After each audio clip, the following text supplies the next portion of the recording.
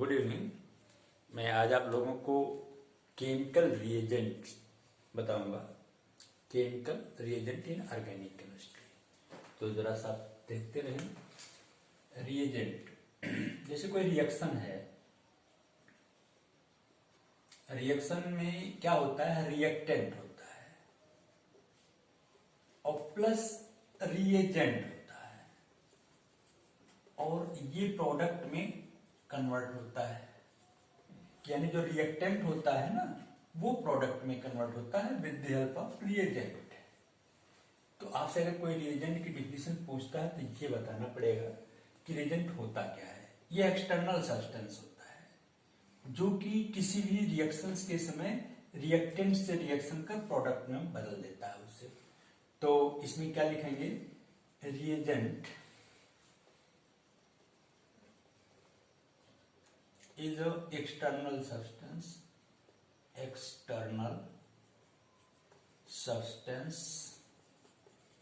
which react with a reactant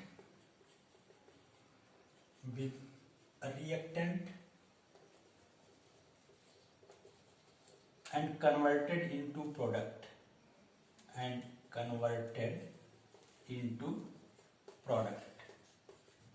तो आपको ये पता चला कि रिएजेंट क्या होता है। रिएजेंट किसी भी रिएक्शन में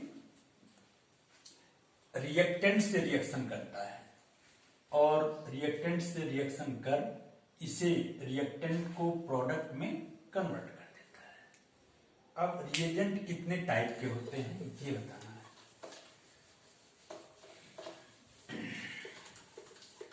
तो रिएजेंट के दो टाइप हैं, एक इलेक्ट्रोफिलिक रिएजेंट,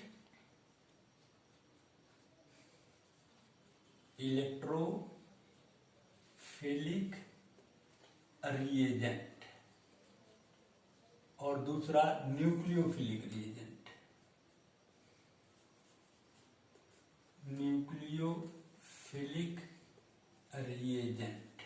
मेनली ये दो ही टाइप में होते, तीन है।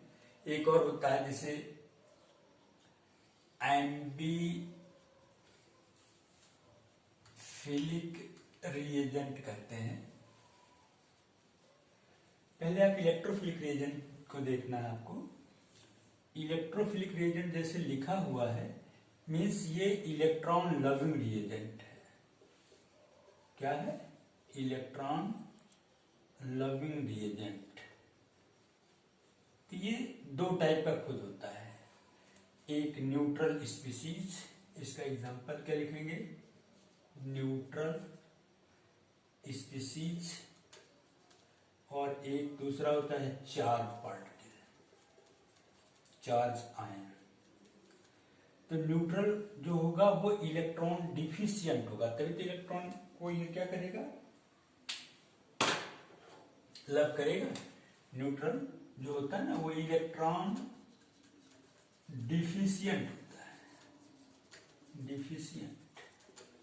और ये चार्ज होता है मेनली किस टाइप का चार्ज होता है, पॉजिटिवली चार्ज होता है, पॉजिटिवली चार्ज्ड।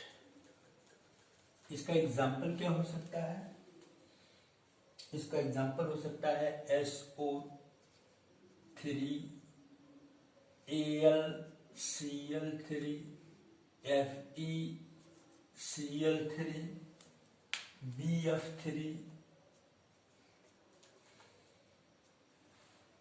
etc etc। जैसे इसमें RCOCl etc। चार्ज पार्टिकल्स में क्या हो सकता है, चार्ज पार्टिकल हो सकता है जैसे NO plus, NO2 plus, NO2 plus, H3O plus,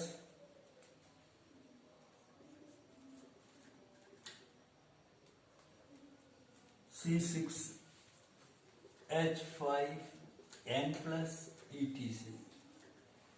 ये इलेक्ट्रोफिलिक रिएजेंट है। अब इसमें न्यूक्लियोफिलिक रिएजेंट, न्यूक्लियोफिलिक रिएजेंट के भी दो टाइप होते हैं, एक को कहते हैं न्यूट्रल स्पीसीज और एक को कहेंगे क्या, चार्ज्ड पार्टिकल। ये न्यूट्रल जो होता है ये इलेक्ट्रॉन इफिशिएंट होता है, इलेक्ट्रॉन रिच होता है, और ये जो है निगेटिवली चार्ज होता है। इलेक्ट्रॉन रिच होने का मतलब ये हो गया कि इसमें जो है एक लोन पेयर इलेक्ट्रॉन होना चाहिए, at least one lone pair electron, at least one lone pair electron कम से कम होना चाहिए। जैसे NH3, PH3, NH3 में यहां पर एक लोन पेयर, PH3 में यहां पर एक lone pair, HOH lone pair 2 हो गया, या फिर ROH यहां पर भी लोन पेयर, और फिर ROR यहां पर भी लोन पेयर। तो ये सब इलेक्ट्रॉन इफिशिएंट स्पीसीज हैं। R2NH, R2NH, RNH2 या फिर R3N, ETC लिख सकते हैं। निगेटिवली चार्ज पार्टिकल में जैसे NH2, HCN, OH माइनस, यहां पर देखो NH2 में यहां पर माइनस हो जाएगा, यहां पर इससे माइनस हो जाएगा, OH माइनस यहां हो गया। RNH भी लिख सकते हैं, यहां पे माइनस कर लें। और ये क्यों रखा है, यहाँ पर देखिए लोन पेयर है ही है, ठीक है, यहाँ पे लोन पेयर की वजह से ही न्यूक्लियोफाइल था, सॉरी न्यूक्लियोफाइल। यहाँ पर देखिए R2NH भी हो जाएगा माइनस का, और R3N ये भी माइनस का हो सकता है। S minus minus, HS minus, ETC etcetera. तो आपने देखा कि रिएजेंट दो तरह का हुआ, इलेक्ट्रोफिलिक रिएजेंट और न्यूक्लियोफिलिक रिएजेंट। एम्फीफिलिक रिएजेंट वो होता है जिसमें दोनों जैसा बिहेवियर होता है, मतलब behave like both nucleophilic as well as electrophilic, behave like both electrophilic and nucleophilic, nucleophilic। अब इसका एग्जाम्पल क्या हो सकता है, इसका एग्जाम्पल हो सकता है जैसे H3O+, ये दोनों जैसा बिहेव करता है। और क्या एग्जाम्पल हो सकता है, ROR, ये दोनों जैसा बिहेव कर सकता है। और HOH ये भी दोनों जैसा बिहेव करेगा। R2NH, H2S ये भी दोनों जैसा बिहेव करेगा।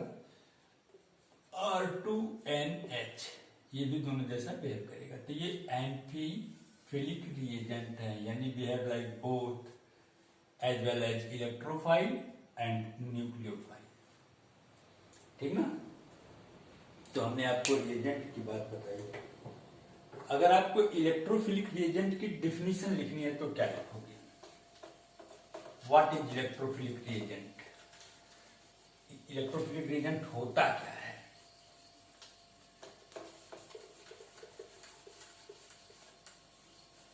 अब जरा हमें आपको बताना पड़ेगा। तो पहले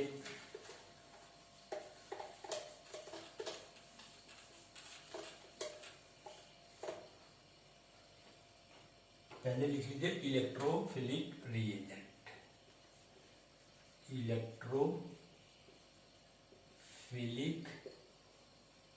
रिएजेंट्स। आपको आपको ये पता चल गया कि ये रिएजेंट दो टाइप का होता है, या तो ये न्यूट्रल होगा और या तो ये क्या होगा, चार्ज्ड होगा। ये तो आपको पता चल गया। आपको ये भी बात पता चल गई कि अगर ये न्यूट्रल होगा तो ये इलेक्ट्रॉन डिफिशिएंट स्पीसीज होगा, इलेक्ट्रॉन डिफिशिएंट स्पीसीज होगा। और अगर ये चार्ज्ड होगा तो ये क्या होगा, पॉजिटिवली चार्ज्ड होगा। आप जानते हैं कि कोई इलेक्ट्रॉन डिफिशिएंट स्पीसीज होगी तो वो रिएक्शन में क्या करेगी, जैसे मान लीजिए ये कोई रिएक्टेंट है, ये क्या है, रिएक्टेंट, और सपोज दैट इसके दो पार्ट हैं, एक प्लस पार्ट है और एक माइनस। ये स्लाइटली माइनस पार्ट का है, ये स्लाइटली प्लस पार्ट का है, और इसमें ये कोई रिएजेंट यूज हो रहा है, ये रिएजेंट है। और रिएजेंट कौन सा है, ये इलेक्ट्रोफिलिक रिएजेंट है, यानी इलेक्ट्रोफिलिक है। इलेक्ट्रोफिलिक कहने का मतलब कि ये इलेक्ट्रॉन डिफिशिएंट होगा या पॉजिटिवली चार्ज होगा, तो यहां हम प्लस चार्ज लिख दे। अब ये क्या करेगा, ये अटैक करेगा किस जगह पर, रिएक्टेंट के, रिएक्टेंट के इस जगह पर अटैक करेगा, किस जगह पर, तो ये निगेटिव पार्ट पर अटैक करेगा और क्या बनाएगा, प्रोडक्ट बनाएगा। प्रोडक्ट कैसा होगा, तो निश्चित है कि प्रोडक्ट में ये ऐसा होगा, ये प्रोडक्ट है। तो इलेक्ट्रोफिलिक रिएजेंट्स क्या होता है, are those which attack on the negative part of reactant and form product. मतलब electrophilic reagents are those who attack on negative part of reactant and form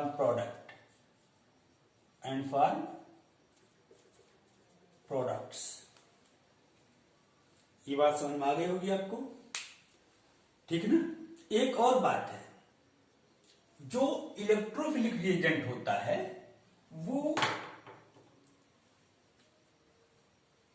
क्योंकि इलेक्ट्रॉन को अट्रैक्ट करता है तो लुईस एसिड जैसा बिहेव करता है।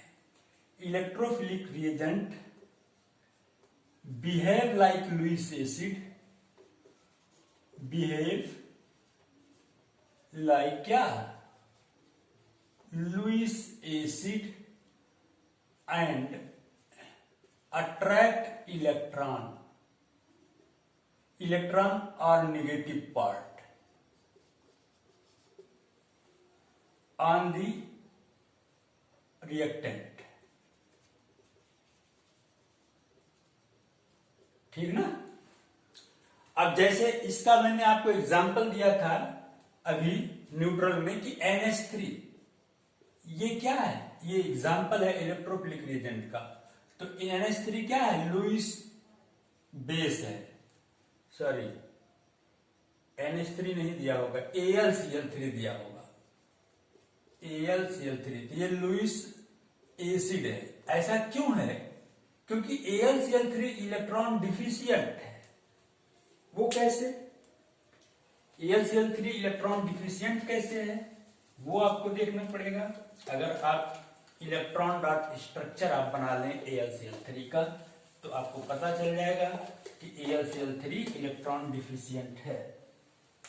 आपको ये पता होगा एल्युमिनियम के आउटर मोस्ट ऑर्बिट पे 3 इलेक्ट्रॉन होता है और यहां पर Cl एक है, यहां पर एक Cl है, यहां पर एक Cl है, Cl पर 7 होता है।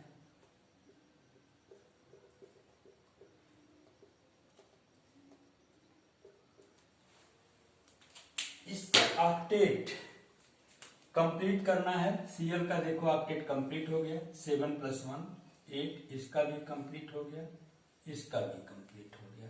लेकिन अगर हम एल्युमिनियम का ऑक्टेट देखना चाहें तो इसमें 2 इलेक्ट्रॉन कम है, यानी एल्युमिनियम यहां पर क्या है, electron deficient.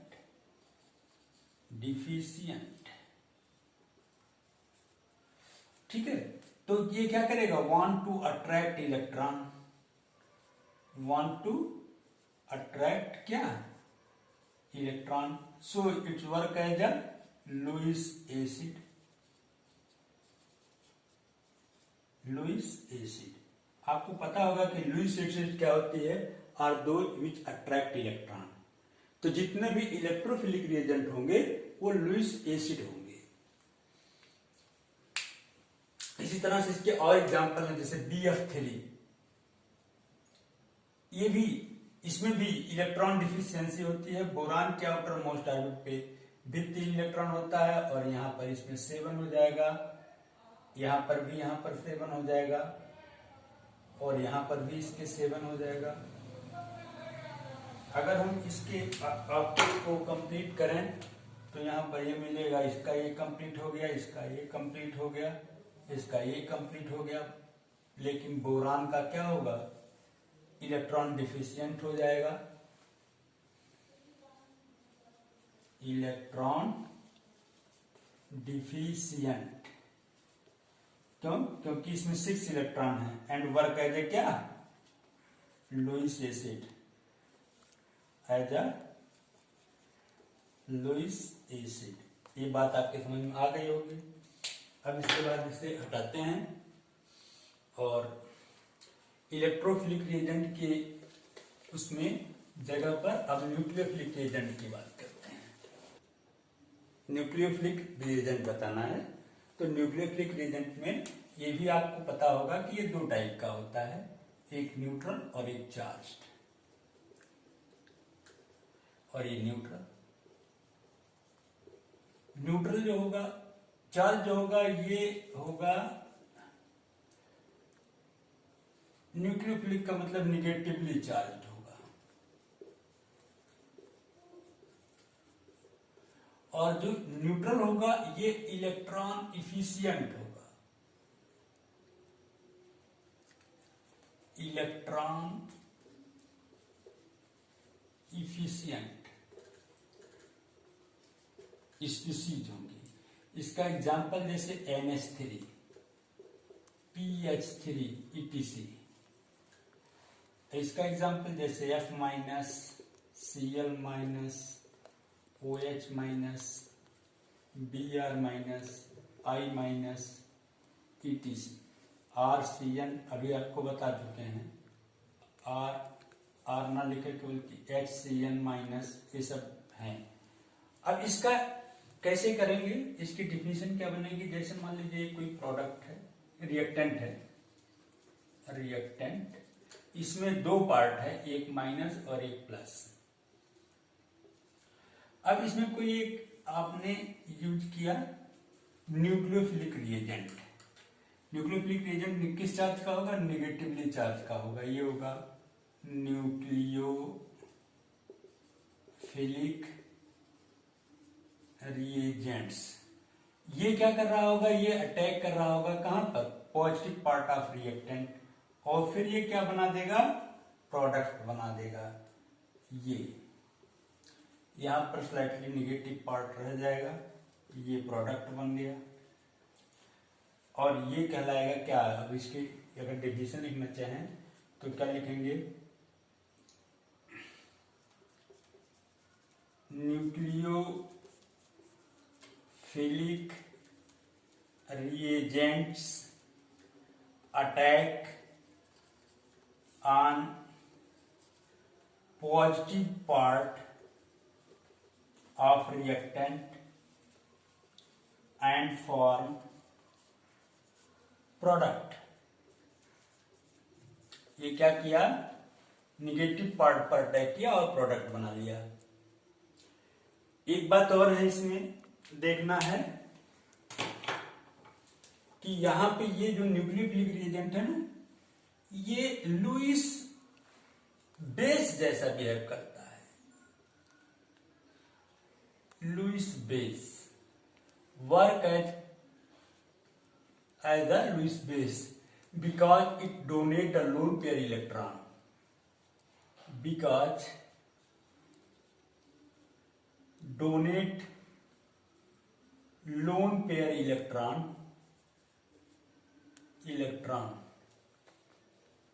during reaction. During reactions. तो अभी आपको हमने बताया कि रिएजेंट कितने टाइप का होता है और इसका फंक्शन क्या होता है, और इसमें जो है पहचानेंगे कैसे कि कौन न्यूक्लियोफिलिक है कौन इलेक्ट्रोफिलिक है।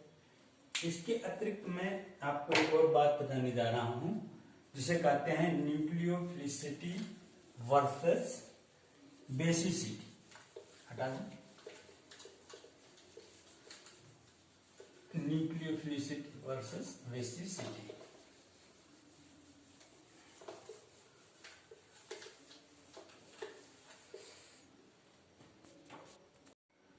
Nucleophilicity versus basicity. Nucleophilicity versus basicity.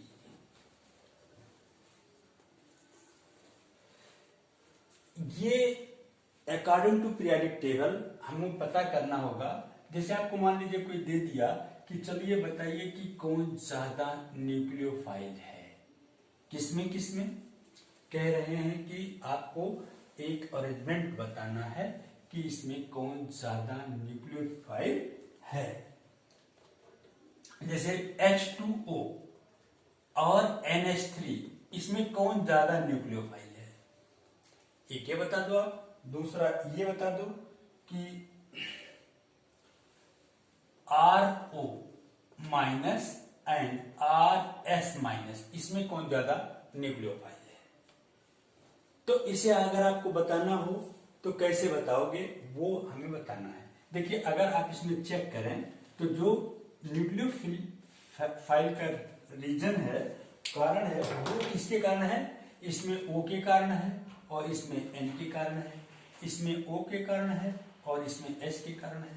अगर आप पीरियोडिक टेबल को देखें तो पीरियोडिक टेबल में क्या हो रहा होगा कि यहां पर N होगा, यहां पर O होगा और यहां पर O होगा तो यहां पर S होगा। यानी जो अरेंजमेंट है लेफ्ट टू राइट है और टॉप टू बॉटम है। तो यहां को नोट करना पड़ेगा, from going top left to right, आज लिखेंगे from going left to right in periodic table, PT for periodic table. Basicity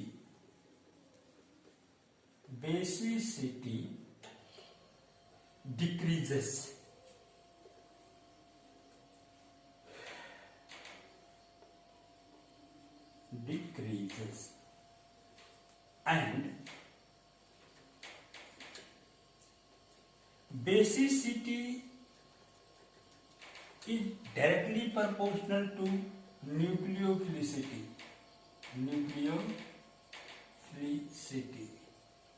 इसका मतलब क्या कि from going left to right, from going left to right, nucleophilicity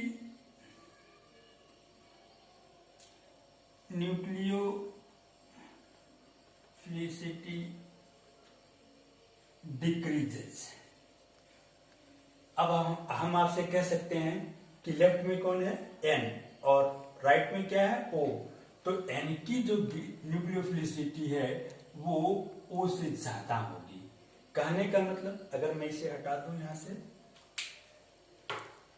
यहां से इसे हटा दूं तो मैं यहां लिख सकता हूं कि H2O is less basic than NH3 या H2O is less nucleophile than NH3। Nucleophilicity order. ठीक उसी तरह से टॉप टू बॉटम जाने पर क्या होगा, टॉप टू बॉटम जाने पर ठीक इसका रिवर्स होता है, यानी न्यूक्लियोफिलिसिटी बढ़ती है। तो आप लिख सकते हैं on going top to bottom nucleophilicity increases and basicity is also increases and basicity increases। कहने का मतलब क्या हो जाएगा, RS is more basic than RO या RS is more nucleophile than RO। Nucleophilicity order, city order. जितनी ज्यादा आप टॉप टू बॉटम जाएंगे न्यूक्लियोफिलिसिटी ऑर्डर बढ़ता जाएगा।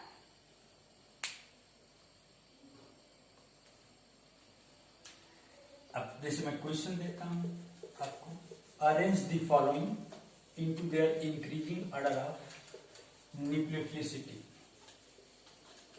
Arrange the following into their increasing order of nucleophilicity। Number 1 Br minus, number 2 F minus, number 3 Cl minus, number 4 I minus। तो इनको अगर arrange करना तो सबसे ज्यादा बेसिसिटी किसकी होगी, I माइनस की। इंक्रीजिंग ऑर्डर में लिखना है F minus is less than Cl minus is less than Br minus is less than I minus. Nucleophilicity order, nucleophilicity order. ऐसा भी लिख सकते थे यहाँ question, which one of the following are more nucleophilic reagent, which one of the following are strong nucleophilic reagent, nucleophilic reagent। तो कौन हो जाएगा, आयोडीन। क्यों, क्योंकि मैंने आपको बताया टॉप टू बॉटम न्यूक्लियोफिलिसिटी बढ़ती है, इंक्रीज करती है।